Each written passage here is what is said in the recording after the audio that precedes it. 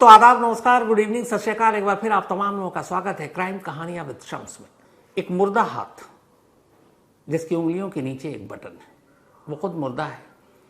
उसका शहर, उसका देश, उसके तमाम सैनिक मारे जा चुके हैं, लेकिन वो मुर्दा हाथ भी अपने दुश्मन देश को उसी तरह मार सकता है। कैसे? डेड हैंड की ये कहानी आपको बताऊं उससे पहले डिटेल में पूरी कहानी, क्योंकि पिछले कई दिनों से जब से पाकिस्तान के नूर खान एयरबेस पर स्ट्राइक हुआ और वहाँ पाकिस्तान के परमाणु ठिकानों पर नुकसान पहुँचने की खबर आई, इस देश में एक सवाल, एक बहस छिड़ी हुई है कि न्यूक्लियर वॉर होगा तो क्या होगा, अगर परमाणु जंग छिड़ी तो क्या होगा। हमारे इस वक्त जो दुनिया में यूनाइटेड नेशन के हिसाब से, संयुक्त राष्ट्र के हिसाब से दुनिया भर में कुल 193 कंट्री हैं, 193 देश हैं। ये 193 इसलिए हैं क्योंकि ये सभी यूनाइटेड नेशन के मेंबर हैं, लेकिन 12 देश ऐसे हैं जो यूनाइटेड नेशन के मेंबर नहीं हैं।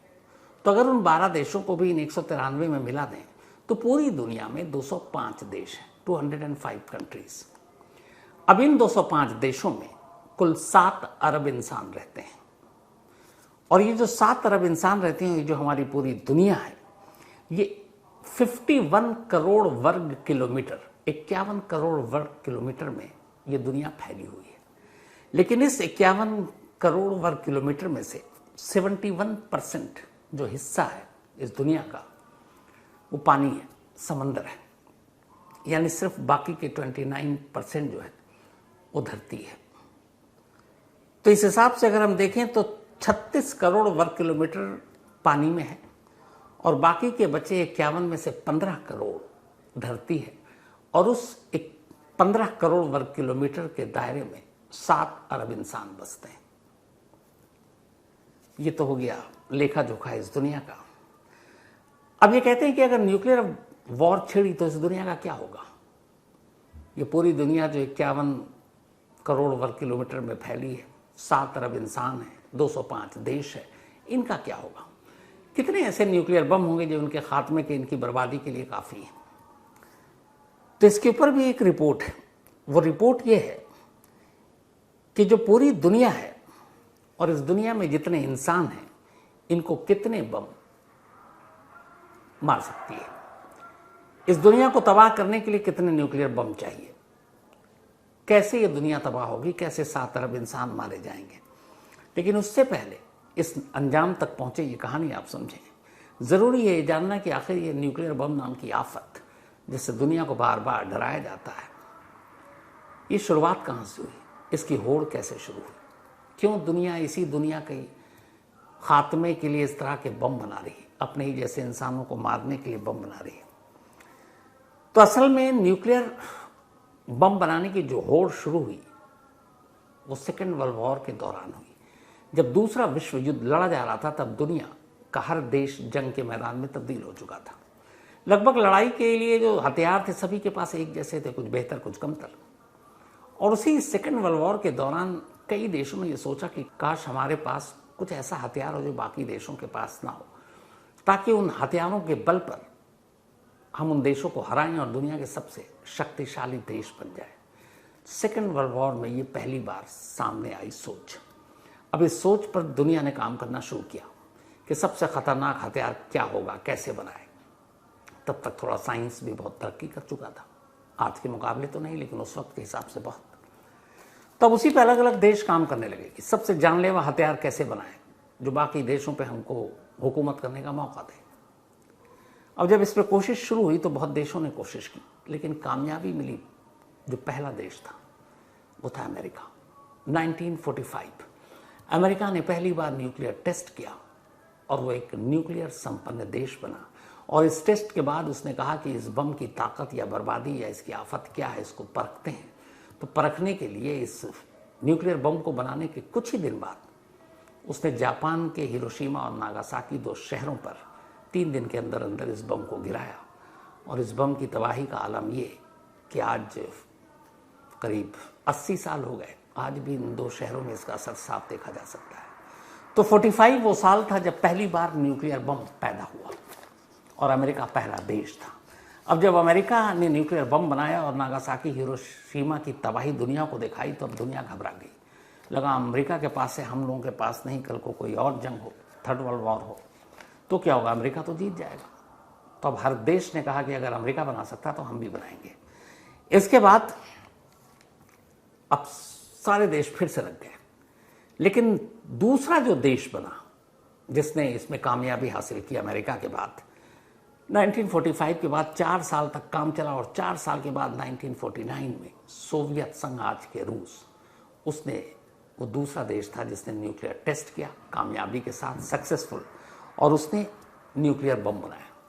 तो अमेरिका के बाद दूसरा देश जो बना न्यूक्लियर पावर वो रूस था।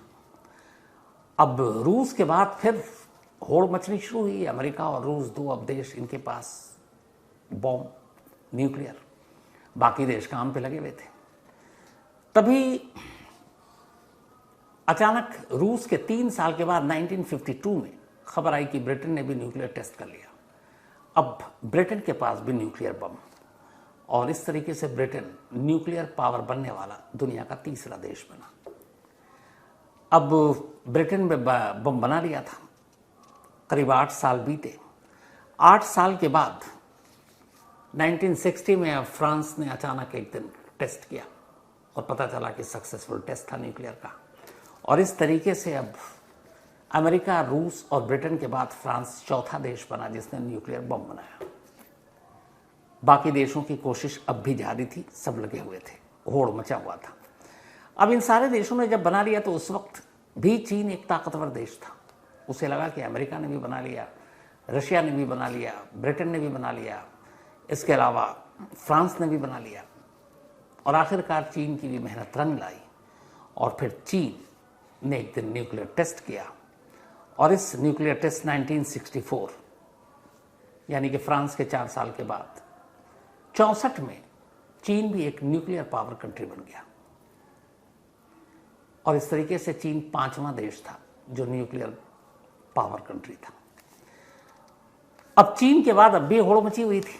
इसी दौरान में खबर आई इजराइल की, जबकि एक नया देश था, 48 में आज़ाद हुआ, हम 47 में हुए थे।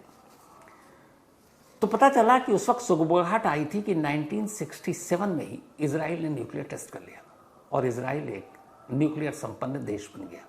लेकिन इजराइल ने कभी इसका खुलासा नहीं किया कि हमने न्यूक्लियर टेस्ट किया, हमने न्यूक्लियर बॉम्ब बना लिया, जबकि वो 67 में बना चुका था। ऑफिशियली इसका जो पता चला दुनिया को, मतलब जिस पर मुहर लगी, 1986 में लगी कि इजराइल भी एक न्यूक्लियर पावर कंट्री है।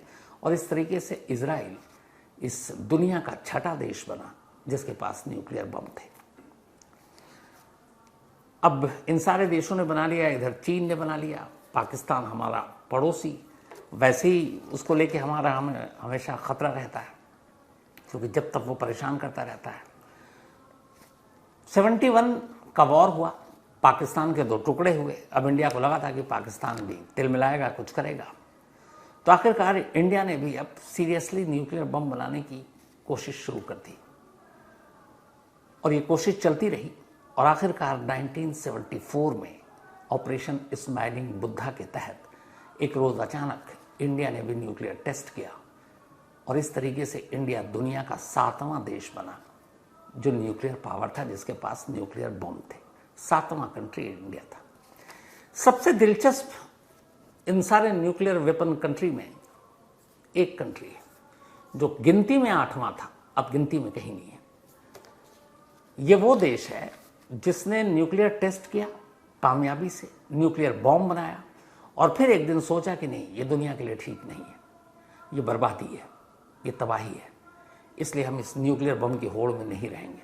उसने बम बनाया, टेस्ट किया, और फिर एक रोज़ खुद ही उसने सारे न्यूक्लियर बमों को डिसमेंटल कर दिया, बर्बाद कर दिया, और कहा हम आज के बाद कभी न्यूक्लियर बम नहीं बनाएंगे, हम न्यूक्लियर होड़ की तरफ नहीं जाएंगे। और ये दुनिया का इकलौता देश था जो बम बनाने वाला 8वां देश था। उसका नाम है साउथ अफ्रीका। साउथ अफ्रीका ने इंडिया के बाद टेस्ट किया, कामयाबी के साथ बॉम्ब भी बना लिया 1977 में। इंडिया ने बनाया था 74 में, लेकिन फिर उसे ख्याल आया कि नहीं, ये ठीक नहीं है, और साउथ अफ्रीका ने अपने सारे न्यूक्लियर बम को बर्बाद किए और उसने तय किया कि अब वो दोबारा कभी नहीं बनाएगा। और आज भी साउथ अफ्रीका अपने इस स्टैंड पर कायम है। तो गिनती के हिसाब से न्यूक्लियर बम बनाने वाला साउथ अफ्रीका 8वां कंट्री था, लेकिन उसने इससे अलग कर लिया खुद को, इसलिए अब गिनती में नहीं है। साउथ अफ्रीका के बाद जो 9वां कंट्री था जिसने परमाणु बम बनाया वो था पाकिस्तान। जब इंडिया ने 1974 में टेस्ट कर लिया, तब जुल्फ़िकार अली भुट्टो ने कहा था कि हम 1000 साल तक घास की रोटी खाएंगे लेकिन बम ज़रूर बनाएंगे ताकि इंडिया के बराबर खड़े हो सकें। और हालांकि उन्हें 24 साल लगे। 74 से उन्होंने शुरू किया, 98 में उन्होंने टेस्ट किया और 1998 में पाकिस्तान मई के महीने में, यही मई का महीना जो भी चल रहा है, इस दुनिया का 9वां देश बना जिसके पास परमाणु बम है। अब इस कड़ी में जो आखिरी और 10वां जो देश बना वो था नॉर्थ कोरिया। नॉर्थ कोरिया ने 2000 जो जितने भी देश हैं 2006 में 2006 में पहली बार न्यूक्लियर टेस्ट किया कामयाबी के साथ और न्यूक्लियर संपन्न देश बन गया। तो इस तरीके से गिनती में जो लास्ट न्यूक्लियर वेपन कंट्री है वो है नॉर्थ कोरिया और गिनती के हिसाब से ये 10 है, लेकिन चूंकि साउथ अफ्रीका हट गया इसलिए अब सिर्फ 9 देश हैं जिनके पास परमाणु बम है। तो ये रहे वो 9 देश। अब इन 9 देशों के पास कितने परमाणु बम हैं? तो बुलेटिन ऑफ एटॉमिक साइंटिस्ट की एक रिपोर्ट, अभी लेटेस्ट सबसे ताजा जो रिपोर्ट आई, उसके हिसाब से इन 9 देशों के पास जो बम है उनकी तादाद है 12,041, 12,041 न्यूक्लियर वॉर हेड है, यानी न्यूक्लियर बॉम्ब, न्यूक्लियर हथियार। और इन 12,041 न्यूक्लियर हेड में से सबसे ज़्यादा पहले नंबर पर जिसके बाद सबसे ज़्यादा बॉम्ब है वो है रूस, रशिया, पुतिन का देश। इनके पास 5500 परमाणु बम है, 5500। नंबर 2 पे अमेरिका है जो सबसे पहला परमाणु देश था। अमेरिका के पास 5044 है, 5044 बम। तीसरा देश है जिसके पास सबसे ज़्यादा परमाणु बम है चीन, जिसके पास है 500। चौथा है फ्रांस 290, 290 बम। पांचवा है ब्रिटेन 225 बम, 225। छठा है भारत 172 वॉरहेड, 172 परमाणु बम।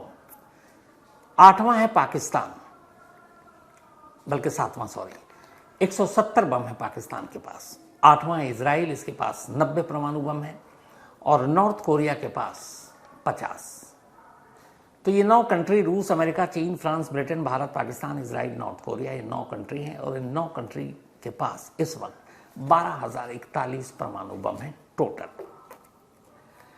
अब जो शुरू में मैंने कहा था कि 7 अरब की ये दुनिया, 51,000 वर्ग किलोमीटर के दायरे में फैली ये दुनिया, न्यूक्लियर वॉर होगा तो ये दुनिया खत्म, सारे इंसान मारे जाएंगे, ये जो बार बार डराया जाता है, इसकी हकीकत और असलियत क्या है? तो जैसा कि आपको बताया मैंने कि 9 देशों के पास 12,041 न्यूक्लियर बम है। इस दुनिया में 7 अरब लोग हैं। अगर इन 7 अरब इंसानों की जान लेनी है न्यूक्लियर बम से, तो कहते हैं कि 30 से 40 टन वजनी, 30 to 40 kg टन के 500 न्यूक्लियर बम, यानी 500 न्यूक्लियर बम जिनका वजन 30 से 40 किलोग्राम टन हो, 7 अरब इंसान की जान लेने के लिए काफी है। 500। और जबकि इस वक्त 9 देशों के पास टोटल बम कितने हैं? 12,041। उस हिसाब से देखें तो इतने ज्यादा बम हैं कि 7 अरब क्या, 100 अरब इंसानों की जान ले रहे। इतने बारूद पर इस वक्त दुनिया बैठी है। ये तो हो गई इंसान की जान लेने की बात। अब अगर पूरी धरती जो 15,000 वर्ग किलोमीटर में फैली है, क्योंकि बाकी सब समंदर है, तो इस धरती को अगर खत्म करना हो तो इसके लिए कितने बम चाहिए? परमाणु बम। इंसान के लिए तो 500 बम काफी है, पर धरती को ही पूरी तरह से नेस्तो नाबूद, मतलब दुनिया खत्म करनी है, तो कहते हैं कि इस 15,000 वर्ग किलोमीटर की जो धरती है, सिर्फ पानी नहीं, उसको बर्बाद करने के लिए कुल 1,28,000 न्यूक्लियर बम चाहिए। 1,28,000 बम, यानी अभी धरती को मिटाने के लिए बम कम है, इंसानों को मारने के लिए जरूरत से ज्यादा है, पर धरती को बर्बाद करने के लिए कम है। क्योंकि 12,041 टोटल बम है और धरती का नाश के लिए 1,28,000 बम चाहिए। पर जिस तरीके से ये होड़ चल रहा है, पता नहीं आगे क्या होगा। तो ये तो रहे वो 9 देश जिनके पास 12,041 बम है। लेकिन आपको क्या लगता है ये सिर्फ 9 देश हैं? आज भी अभी भी इस वक्त दुनिया के कई ऐसे देश हैं जो न्यूक्लियर पावर बनने के लिए बेताब हैं और गुपचुप तरीके से काम कर रहे हैं। अब ऐसे खास देश जो बहुत करीब हैं, जो पहुंच सकते हैं, इनकी भी एक लिस्ट आई है। ये कौन कौन से देश हैं जो आगे चलकर न्यूक्लियर पावर बन सकते हैं? Argentina, Brazil, Sweden, Libya, Romania, Egypt, Taiwan, Algeria, Japan, Syria, Iraq और ईरान। ये वो देश हैं जो न्यूक्लियर पावर बनने की पूरी कोशिश में लगे हुए हैं। चोरी छुपे जैसे भी कुछ न्यूक्लियर पावर कंट्री जो है इनकी मदद भी कर रहे हैं। लेकिन एक रिपोर्ट के हिसाब से ये जो इतने देश हैं, अगर इनमें से 3 ऐसे देश हैं जो न्यूक्लियर पावर बनने के सबसे करीब हैं, मतलब कोशिश तो ये सारे देश कर रहे हैं, लेकिन इनमें से 3 ऐसे देश हैं जो परमाणु बम बनाने की दहलीज पर खड़े हुए हैं। और ये 3 देश हैं ईरान, अर्जेंटीना और ब्राज़ील। देखिए, ब्राज़ील और अर्जेंटीना दोनों फुटबॉल के लिए जाने जाते हैं। वो भी न्यूक्लियर बॉम्ब बनाने की दहलीज पर है। और ईरान के बारे में तो आपको पता ही है कि लगातार ये खबरें आती रहती है कि ईरान ने न्यूक्लियर बॉम्ब बना लिया है, बनाने के करीब है। तो ये 3 वो देश हैं जो सबसे करीब हैं, यानी 9 देश अभी ऑलरेडी बने हुए हैं, तो शायद ये 9 3 12 हो जाए। इसके अलावा कहते हैं कि एक देश जिसके पास न्यूक्लियर की पूरी टेक्निक है, कभी भी बना सकता है, आसानी से बना सकता है, वो है जापान। लेकिन जापान न्यूक्लियर बनाने के फेवर में नहीं है। शायद नागासाकी, हिरोशिमा की बर्बादी उसने देखी, तो इसीलिए उनकी पॉलिसी है कि हम न्यूक्लियर बम नहीं बनाएंगे। लेकिन कहते हैं कि उनके पास पूरी टेक्निक है और उसमें अमेरिका भी उनकी मदद कर रहा है, लेकिन उनकी अपनी पॉलिसी की वजह से वो नहीं कर रहे हैं। अब सवाल होगा कि ये इतने सारे बम, ये दुनिया की बर्बादी, ये सारी चीजें तो आपने देख ली।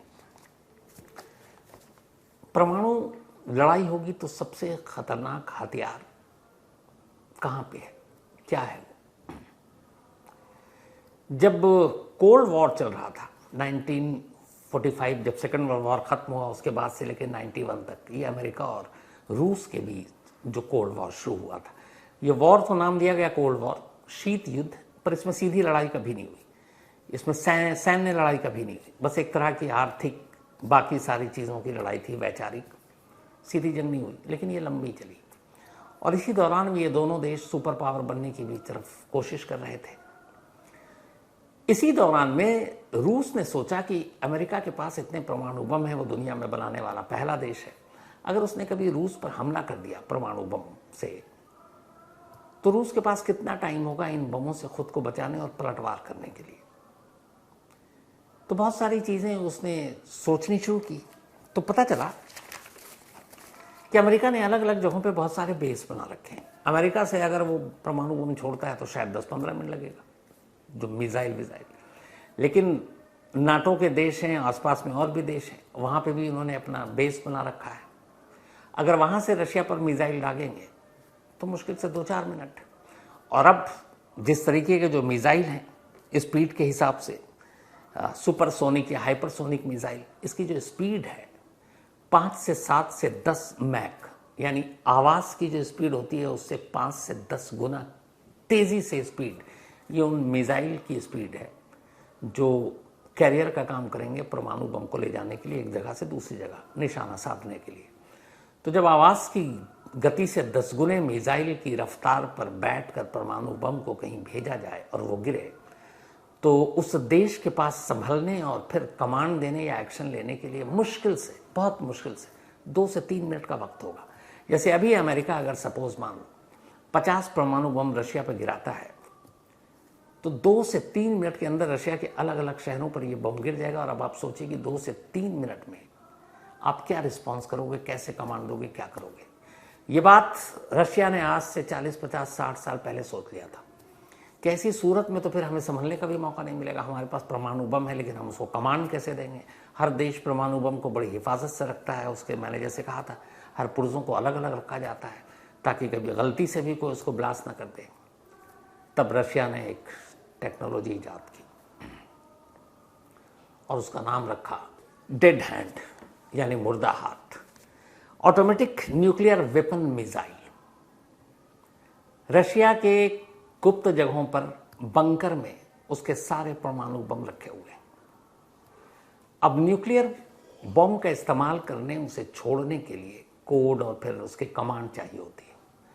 रशिया ने यह सोचा कि अगर मान लो अचानक उसके देश पर हमला हो जाता है, पूरा मॉस्को खत्म, मान लीजिए रशिया की पूरी सैनिक, पूरी आर्मी सारी मारी गई, तो फिर न्यूक्लियर बम को कमांड कौन देगा, उसे छोड़ेगा कौन, हम तो तबाह हो जाएंगे। तब उसने बनाया डेड हैंड, मुर्दा हाथ। ये वो टेक्नोलॉजी है कि जिसके तहत जहां पर ये सारे उनके न्यूक्लियर वेपन रखे हुए हैं, अगर न्यूक्लियर हमला होता है उनके देश पर, तो सिर्फ हवा के रेडिएशन, टेम्परेचर और कुछ बाकी और चीज़ों से ये सारे वेपन अपने आप पकड़ लेंगे कि हमला हो चुका और शायद बचने की कोई गुंजाइश किसी की है नहीं। तो ये ऑटोमेटिक कमांड ले लेंगे और जिस देश ने हमला किया है उस देश पर ये पलटवार करेंगे। यानी एक साथ, और ये जो अलग अलग कहीं पे भी रखे हों, 5500 सपोज अभी अगर न्यूक्लियर वॉर हेड हैं रशिया के पास, ये एक साथ निकलेंगे और अगर जिस देश ने भी हमला किया उस देश पर जाकर बरसेंगे। यानी अगर रूस पर हमला होता है, सारे सैनिक उसके मुर्दा मारे गए, फिर भी ये मुर्दा हाथ अपने दुश्मन को बख्शेगा नहीं, मौत के बाद भी वो दुश्मन से बदला लेगा। इसके लिए सिर्फ 3 लोगों की ज़रूरत पड़ेगी और प्लानिंग ये है कि 3 लोग सेना या आर्मी के बहुत बड़े कोई लोग नहीं होंगे, क्योंकि जंग की सूरत में तो वो सब भागे होंगे। ये 3 बड़े गुप्त लोग हैं और तीनों अलग हैं। कमांड वो खुद लेगा, डेड हैंड, बस इन्हें एक छोटा सा काम करना होगा। और ये सारे जो 3 लोग होते हैं, इनको हमेशा बंकर में रखा जाता है ताकि कोई परमाणु हमला हो तो ये 3 लोग उस परमाणु हमले से भी महफूज रहें, सुरक्षित रहें और फिर उस सिचुएशन में वो काम करें कि बस उन्हें एक कोड देना है और ये सारे के सारे परमाणु बम उस देश पर जाकर गिरेंगे, यानी खुद मरेंगे, सामने वाले को भी मार डालेंगे। इसीलिए इसका नाम रखा है डेड हैंड। और अब कहते हैं कि अमेरिका से लेकर बाकी देश भी इसी automatic nuclear weapon missile dead hand के सारे फार्मूले और उसे हासिल करने की जी तोड़ कोशिश में है।